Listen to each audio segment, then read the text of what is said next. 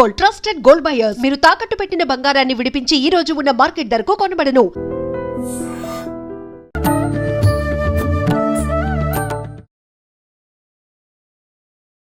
నమస్కారం, welcome to I dream. ధర్మ మార్గం విత్ విజిత కార్యక్రమానికి స్వాగతం. ప్రస్తుతం మనతో పాటు ఉన్నారు దివ్య విశ్వశక్తి పరివార ప్రచారకులు స్వామి ఓం స్వరూప్ గారు. ఇప్పుడు గురువు గారితో మాట్లాడదాం. నమస్కారం అండి. దివ్య శక్తి స్వరూపులందరికీ కూడాను దివ్య ఆశీస్సులు. గురుగారు, ఇప్పుడు ఆత్మ అంటుంటాం. అసలు ఏంటి ఆత్మ? ఆత్మకి రూపం ఉంటుందా? ఒక్కసారి ఆత్మ శరీరాన్ని వదిలేస్తే ఇంకా మరణమే అని అంటూ ఉంటారు. మరి అలా శరీరాన్ని భద్రపరిచే అవకాశం ఉంటుందా? లేదు అని అంటే అసలు ఆత్మ వెళ్ళిపోకుండా కాపాడే అవకాశం ఉందా? వాటి గురించి తెలియజేయండి. చాలా మంచి క్రొత్తది. మా విజయమ్మ తల్లి ఎప్పుడు కూడాను కొత్తవే మరి చర్చ తీసుకొస్తూ ఉంటుంది. చాలా బాగుందమ్మా, చెప్తాను తప్పకుండా. శరీరాలు తల్లిదండ్రులు ఇస్తారు, మనందరికీ తెలుసు. అవును.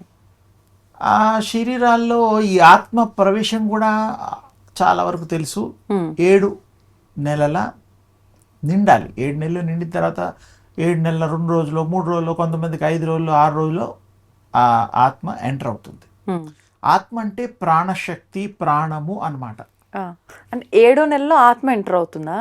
7 నెలలు కంప్లీట్ కావాలి. అంటే 8th మంత్ పడ్డా గర్భంలో తల్లులు 7 నెలలు అయిన తర్వాత 3వ రోజు, 4వ రోజు, 5వ రోజు, కొంతమందికి ఓ రోజు అటు ఇట్లో, కానీ 7 నెలలు కంప్లీట్ కాకుండా చాలా వరకు శాస్త్ర ప్రకారం, గర్భోపనిషత్తు ప్రకారం, ఇంకా కొన్ని వీరబ్రహ్మేంద్ర స్వామి వారు చెప్పిన ప్రకారం, కొంతమంది మహనీయులు, మహితాత్ములు, మహాజ్ఞానులు, మహాశక్తివంతులు ఇచ్చిన డీటెయిల్స్ ప్రకారం 7 నెలలు కంప్లీట్ అయిన తర్వాతే ఆ యొక్క దివ్యాత్మ మానవులు ఈ శరీరాన్ని నడపడానికి, అది నిర్ణయించుకున్న శరీరంలో ప్రవేశించడానికి అదే నిర్ణయించుకుంటుంది. గొప్ప విషయం.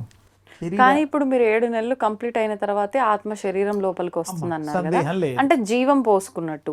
మరి కొంతమంది అసలు రియల్ ఆత్మ మరి 7వ నెలలో స్టార్టింగ్ లోనే వెంటనే ఒక రోజు అవగానే పుట్టినా కూడా బేబీ బాగానే ఉంటారు కదా. మరి అంటే యాక్చువల్గా సైంటిఫిక్గా శరీరాలు తయారవ్వడానికి ఒక శక్తి ఉంటుంది. అవి తయారవుతుంటాయి. కాళ్ళు, చేతులు, కళ్ళు, ముక్కు, మనకన్నీ సైంటిఫిక్గా ఒక్కొక్క నెలలో ఒకటి తయారయ్యేటువంటిది మనకు అందరికీ విదితమే తెలుసు. నేను ఆత్మ గురించి, సోల్ గురించి అందరూ దాని గురించి ఎక్కువ మందికి తెలియదు కాబట్టి ఆ విషయం గురించి ప్రస్తావన చేస్తున్నాను. అది ఒక ప్రత్యేకత కలిగిన విషయం కాబట్టి అప్పుడు ఎంటర్ అవుతుంది. తర్వాత తల్లిదండ్రుల బాధ్యత, సరే ఒక అమ్మాయి పుట్టాలో అబ్బాయి పుట్టాలో ఏదో కోరుకుంటారు, అయిపోతుంది. దానికంటే ఇంకొంచెం అడ్వాన్స్గా ఏంటంటే ఆత్మ అనేటువంటి విషయానికి వస్తే జీవాత్మ, పరమాత్మ, విశ్వాత్మ అనేటువంటి ఆత్మల్ని మనం పిలుచుకునే పేర్లు. విశ్వాత్మ అంటే మొత్తం ఈ విశ్వమే కాకుండా ప్రపంచంలో ఎన్ని లోకాలు ఉన్నాయో అన్ని లోకాల్లో కూడా ప్రసరించేటువంటిది, ప్రవహించేటువంటిది, వ్యాప్తి చెందినటువంటిది, శక్తి నిండి ఉండినటువంటిది అదే దివ్య శక్తి, దివ్యాత్మ. అది చాలా గొప్పది. దాని ఉపాసన కూడా చాలా తేలిక పద్ధతుల్లో మనం గతంలో చాలాసార్లు చెప్పుకున్నాం. సూర్యోపాసన అనే పద్ధతి, తేజోపాసన పద్ధతి, ఇలా కూడా చెప్పుకున్నాం. అయితే ఇక్కడ విశేషం ఏంటంటే ఇంకా కొంచెం కొత్తగా లోతుగా వేరే అధ్యాయం కూడా మనం చెప్పుకుంటున్నాం.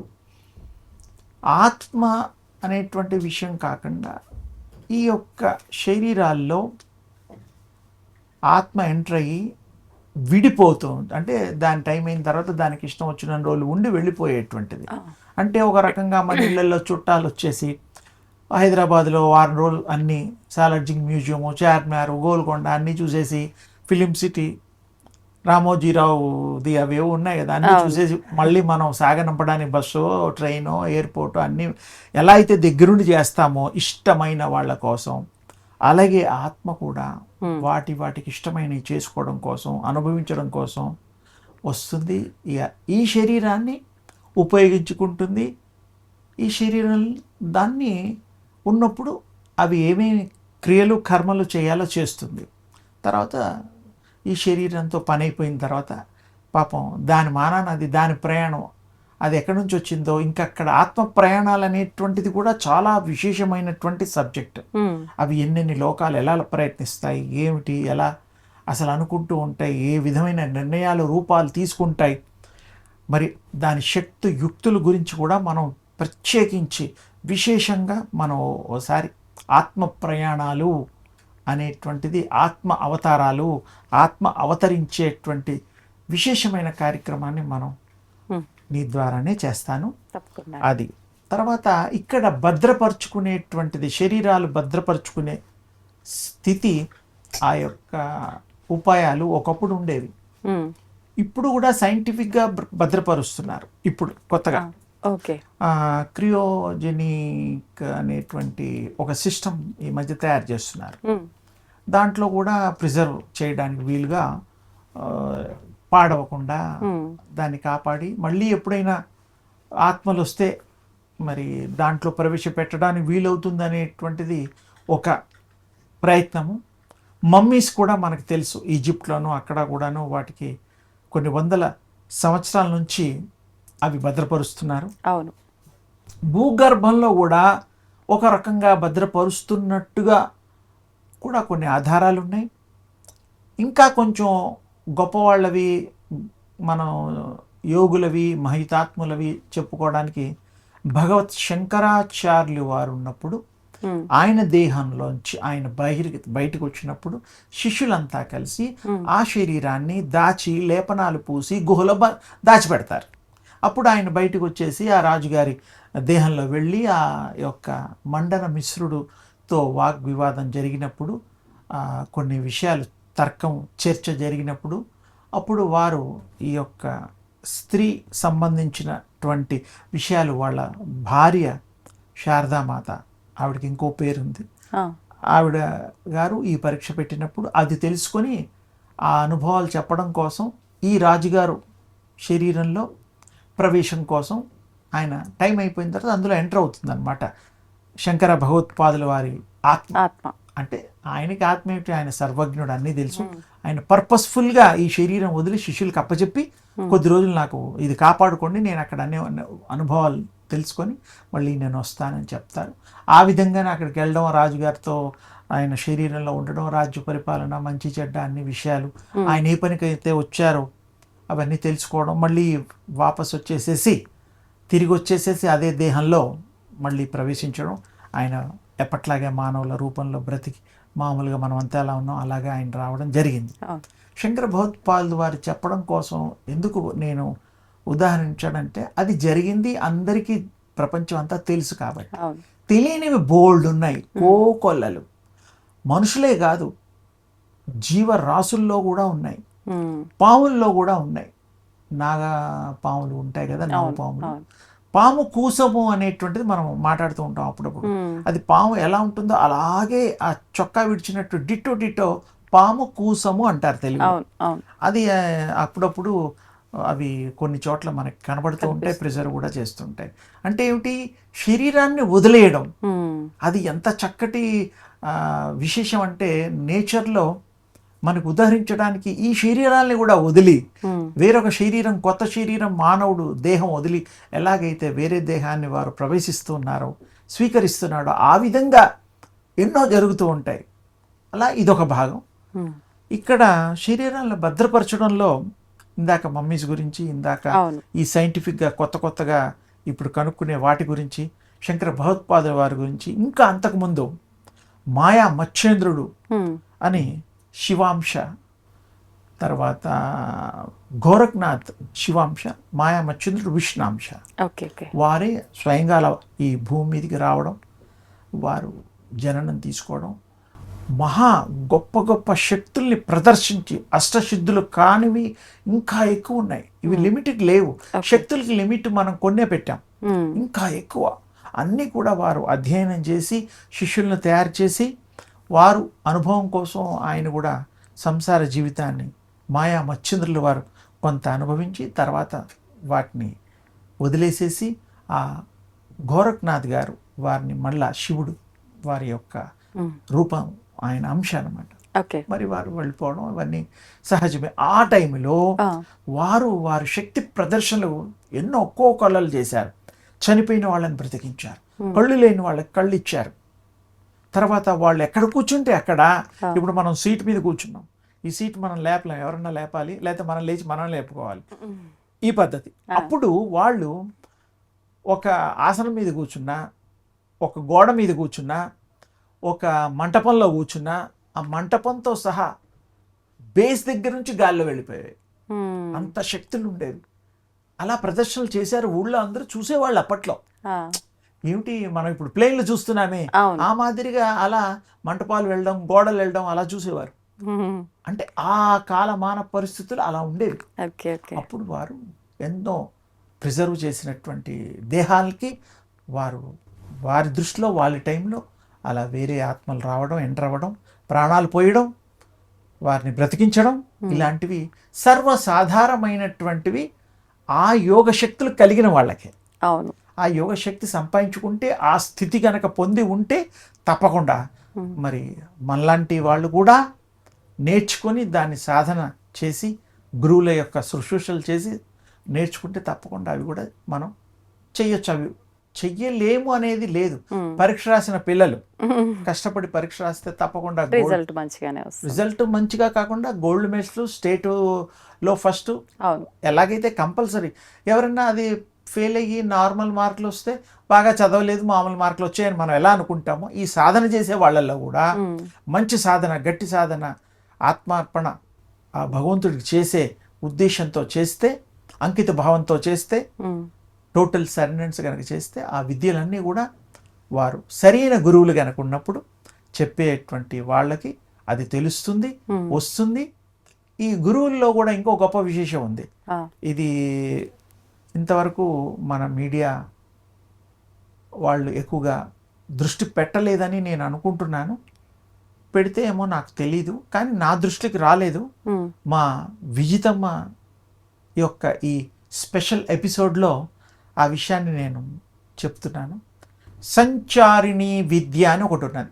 ఓకే, దేనికి సంబంధించండి అది? గురువులు శిష్యులకి ఒక శక్తి గురించి చెప్పడం, ఉపాసనలు చెప్పడం, మంత్రదీక్షలు ఇవ్వడం, బీజాక్షర దీక్ష ఇవ్వడం, దైవ దీక్ష ఇవ్వడం, ఇలాంటివి ఇచ్చినప్పుడు శిష్యులు సరిగ్గా చేస్తున్నారా లేదా, వాళ్ళు ఎక్కడెక్కడికి వెళ్తున్నారు అవన్నీ కనుక్కోవడం కోసం ఏం చేయడం అంటే సంచారము. సంచారిని అంటే తిరిగేటువంటి శక్తి అని అర్థం. సంచారిని విద్య అనే ఒకటి ఉన్నది. ఒక దేవత, ఒక శక్తి కలిగిన ఇది ఉన్నది. గురువులు ఏం చేస్తారు, శిష్యులకి మంత్రం దీక్ష అవన్నీ ఇచ్చిన తర్వాత వాళ్ళు చేస్తున్నారా లేదో అనేటువంటిది స్పై ఐలాగా ఈ సంచారిని విద్య వాళ్ళకి తెలియకుండా ప్రవేశపెడతారు. అప్పుడు వాడు ఎక్కడికి వెళ్ళినా, ఏం తిన్నా, ఏ పనులు చేసినా వీళ్ళకి తెలిసిపోతుంది. అంటే వీళ్ళ ఉద్దేశం ఏంటి, ఈ సాధన వరకే చేస్తున్నారా లేదా, నేను ఇచ్చిన మంత్రాన్ని సద్వినియోగపరుస్తున్నారా, దుర్వినియోగపరుస్తున్నారా తెలుసుకోవడం కోసం ఈ యొక్క గురువులు అది ప్రవేశపెడతారు. ఆ గురువులు ఎలాంటి వాళ్ళకి ఈ విద్య వచ్చు అనేటువంటిది ఇప్పుడు తెలుసుకోవాలి.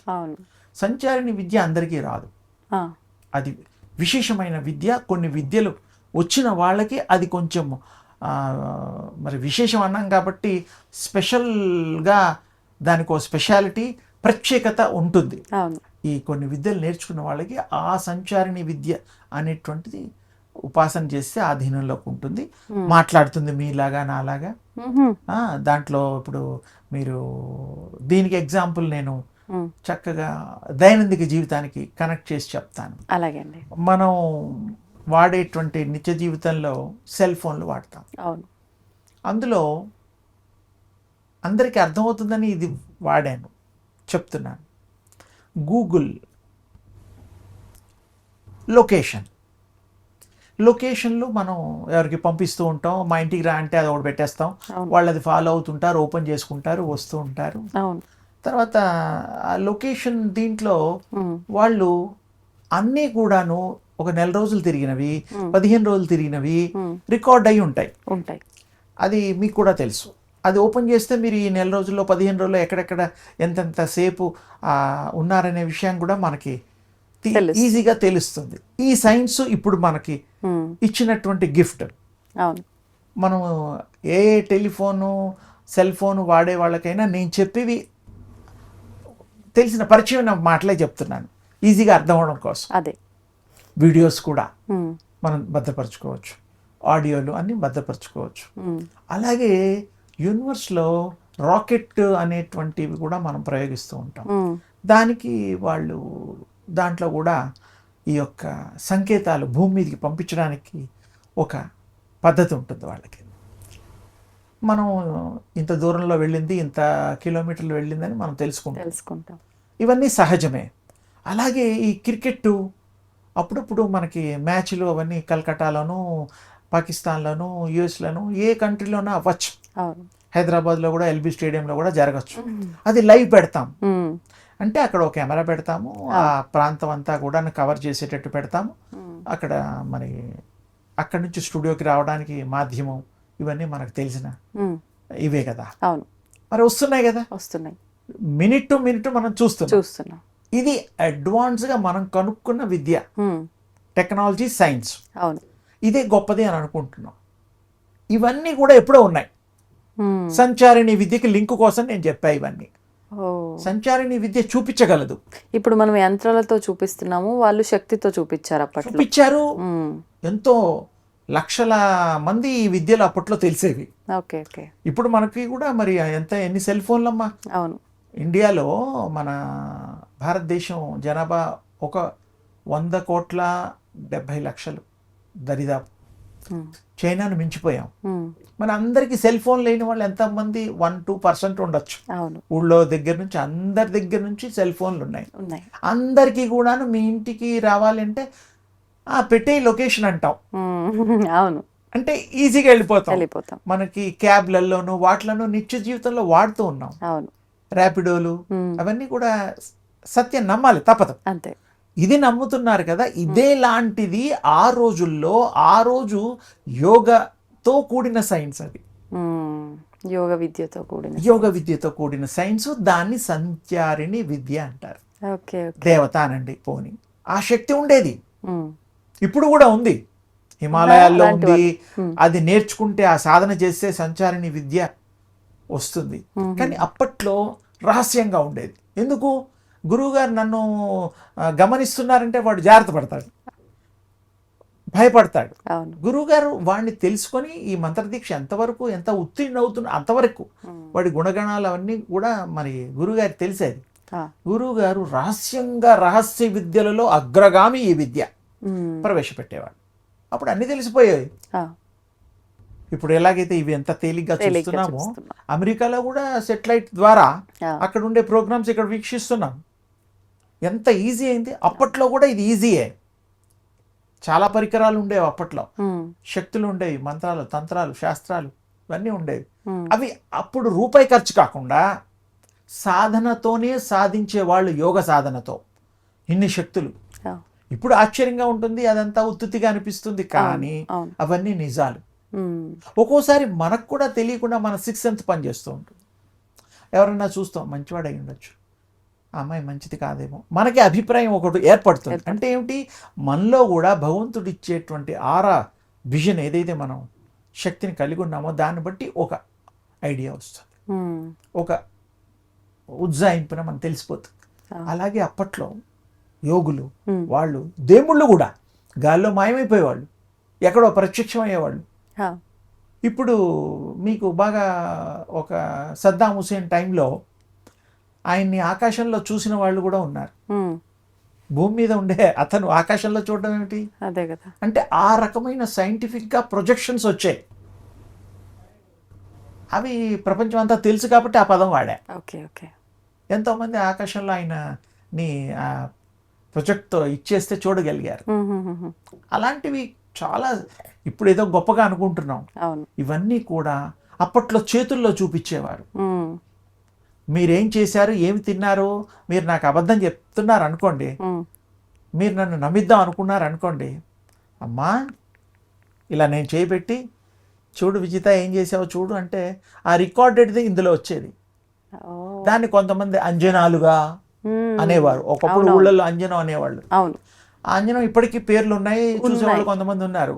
అప్పట్లో అరచేతిలో చూపించేవారు, చూపించగలిగేవారు. తమలపాకులో చూపించగలిగేవారు. ఎందులో అంటే అందులో ఒక దాంట్లో చూపించిన వాడు ఇంకో దాంట్లో చూపించలేడా? చూపించచ్చు. సహజం.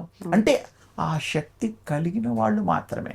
ఇలాంటిది మనకు సీరియల్స్ లో కూడా ఎవరైనా తప్పిపోతే అలా చూపించడం ఉంటాయి. కానీ అప్పట్లో ఇవి నిజంగా ఉండేవి, నిజంగా జరిగేవి, ఏమి సందేహం లేదు. అలాగే మాయమైపోవడాలు, ప్రత్యక్షమైపోవడాలు, ఇక్కడ వాళ్ళు ఎక్కడో వారు వరుదిని ప్రవరాక్ష మనం సినిమాల్లో కూడా చూసాం. గతంలో ఏదో ఎన్టీ రామారావు ఏదో యాక్ట్ చేశాడు, వాణిశ్రీ, వరుధిని పరవరాక్ష. ఆయన కూడా గాలిలో లేచిపోవడాలు, అవన్నీ ఎక్కడో ప్రత్యక్షం అవడాలు, అవన్నీ అంటే ఏమిటంటే అప్పట్లో అవి కామన్. ఇప్పట్లో ఒకటి కూడా కామన్ కాదు. ఇదంతా సైన్స్. ఈ రకంగా మనం అధ్యయనం చేసి ఇది కూడా మనం అందులోకి ఈ యొక్క శరీరాలని కూడా దాచడం, శరీరాల్లో మళ్ళీ వాటిని ప్రవేశపెట్టడం, ఆత్మ ప్రవేశాలు ఇవన్నీ కూడా జరగడానికి వీలుంది. ఇప్పుడు కొంచెం కష్టం, ఎందుకంటే అయితే కానీ మనం నమ్మలేం. ఈ మధ్య కాలంలో కూడా మాధ్యమాల్లో కూడా ఎవరో 1 వీక్ చనిపోయి మళ్ళీ బతికినట్టుగా, ఒక 15 రోజులు 15 నిమిషాలు కూడా వాళ్ళ ఆ వేరే లోకాలకి వెళ్ళినట్టుగా, మళ్ళీ తిరిగి వచ్చినట్టుగా 6 నిమిషాల తర్వాత అని చెప్పి మన రీసెంట్ గా కూడా. అంటే అవి జరగడానికి వీలుంది తల్లి. ఎలాగంటే అవన్నీ వలయాలు, ఆవరణలు, అవన్నీ ఏంటంటే ఇంకొక చక్కటి మాట ఏంటంటే దాన్ని డైమెన్షన్స్. ఇప్పుడు మనం ఉంది 3rd డైమెన్షన్. ఓకే. అవి 4th 5th ఇప్పుడు అమెరికా, జర్మన్స్ కొంతమంది కనుక్కుంటున్నారు. అలాంటివి మనం ఎన్నో డైమెన్షన్ గతంలో కనుక్కున్నాం. అవి మనం కనుక్కున్నవే ఎన్నో ఉన్నాయి. అవి ఇప్పుడు వీళ్ళు కనుక్కొని ఇది అయిన తర్వాత ఇది నమ్ముతారేమో. అసలు ఎప్పుడు మానవులు మన ఈ దేశంలో పూర్వం లక్షల సంవత్సరాల క్రితమే మనం కనుక్కున్నాం అవన్నీ. కానీ ఏంటంటే మరి ప్రాక్టికల్ గా చూపిస్తేనే నమ్ముతారు కాబట్టి ఆధారం ఉండాలి కాబట్టి ఆ మనుషులు ఇప్పుడు ఎవరో ఉన్నారు వాళ్ళని ప్రూవ్ చేసుకోండి. హిమాలయాల్లో ఉన్న వాళ్ళందరూ వచ్చేసేసి మీ దగ్గర ప్రూవ్ చేసుకోరు వాళ్ళు. అంతే, మీరు నమ్మితే ఎంత, నమ్మకపోతే వాళ్ళ యొక్క లోకాలు వేరు. అంతే అంతే. ఇప్పుడు శంబల అని చాలా మంది ఏదో మాట్లాడుతున్నారు, వెళ్ళొచ్చానంటున్నారు, వెళుతున్నానంటున్నారు. శంబల ఉన్నది ఖాయమే, అందులో సందేహం లేదు. వెళ్ళి రావటం సాధ్యమేనా? అది సత్యం చెప్పాలి. మరి వెళ్ళిన వాళ్ళు, వచ్చిన వాళ్ళు వాళ్ళ అభిప్రాయాల్ని గౌరవిస్తాం, కానీ మరి అంత తేలికైన విషయాలు కావు. అది ఒక చర్చనీయాంశంగా మిగిలిపోవచ్చు. ఉంది, శంబల ఉంది, మహిమాన్వితులు ఉన్నారు, వెళ్ళిన వాళ్ళు అదృష్టవంతులు కూడా ఉన్నారేమో మనకి తెలియదు. ఇప్పుడు మనం వెళ్తే తప్ప మనం అది ఉన్నట్టుగా, మనం వెళ్ళొచ్చినట్టుగా మనం చెప్పచ్చు. నా ఫోటోలు కూడా తీస్తే కూడా చూపించవచ్చు. కానీ అంత అది రహస్యమైన ప్రదేశము, అంత ఈజీగా మామూలు వాళ్ళకి కనబడదు అని మన మంత్రశాస్త్రంలో కాదు, మన యంత్రశాస్త్రంలో కాదు, మన పురాణాల్లో వాటిలో గతంలో దాని గురించి అధ్యయనం చేసిన వాళ్ళు అది కంటికి కనబడేంత తేలికైనటువంటి ప్రదేశము కాదు అని చెప్పారు, వివరణ ఇచ్చారు. అది అందుకని ఇక్కడ మనం సహజంగా ఇది కుదురుతుంది, ప్రవేశపెట్టడం కుదురుతుంది. శంకర భగవత్పాదుల వారి టైంలో జరిగింది. ప్రాణాన్ని మళ్ళీ మనం ఇంకో దాంట్లో ట్రాన్స్ఫర్ చేయగలము. ఆ మానవులు చేయడం, రోజు చూసే దాన్ని మనం గుర్తించడం లేదు. చిన్న చిన్న మొక్కలు ఉంటాయి ఇళ్లలో. ఫ్రెండ్ ఇంటికి వెళ్ళి మీ మొక్క బాగుంది, నాకు కూడా కొంచెం ఇవ్వంటే ఏర్లు లేకుండా, ఏర్లతో ఇచ్చే మొక్కలు బతుకుతాయి. అవును, ఏర్లు లేకుండా అంటూ ఉంటాం. ఓ మొక్కలే తీసేసేసి పెట్టేస్తే వస్తుంది కొన్ని రకాలు. అంటే మీరు మీ కళ్ళ ముందు ఒక ప్రాణాన్ని ఇంకొక చోట షిఫ్ట్ చేయడం, ఆ ప్రాణంలోంచి ఇంకో ప్రాణాన్ని పంచిపెట్టడం చూస్తున్నారు కదా మొక్కల్లో. అంటే చిన్న విషయం ఎగ్జాంపుల్ చెప్పా. అలాగే శక్తి కలిగిన వాళ్ళు ఈ పనులన్నీ చేయగలరనేటువంటిది మనం విశ్వసించాల్సిన అవసరము మరి ఎంతైనా ఉందని చెబుతూ మీకు చాలా తేలిక చెప్పడానికి ప్రయత్నం చేశాను. ఇంకా వివరంగా మీరు ఇంకొక మారు విశేషంగా ఒక ప్రత్యేక కార్యక్రమాన్ని మా విజయమ్మ తల్లి ద్వారా మీకు మళ్ళీ ఈ ప్రేక్షక లోకానికి భక్తాగ్రేశ్వర్లకు కూడా అందిద్దాం. తప్పకుండా. శుభం తల్లి. ధన్యవాదాలండి. కొత్త కొత్త విషయాలన్నీ కూడా తెలియజేశారు ఈరోజు. నమస్తే అమ్మా. శుభం తల్లి. తవ్వుతూనే శివలింగం. సరే, దాన్ని అట్లా కప్పేసేయండి, చూపించదండి. Krishna is there. మూర్తి పూజ కాదు, సాక్షాత్ బ్రజేంద్ర నందన భగవాన్ ఉన్నారు మూర్తులు. ఏమీ ఆశించకుండా ఆరాధించే వాళ్ళు కూడా ఉన్నారా ప్రభుజీ? నిజమైన భక్తి అంటే మనకు తెలియదు కాబట్టి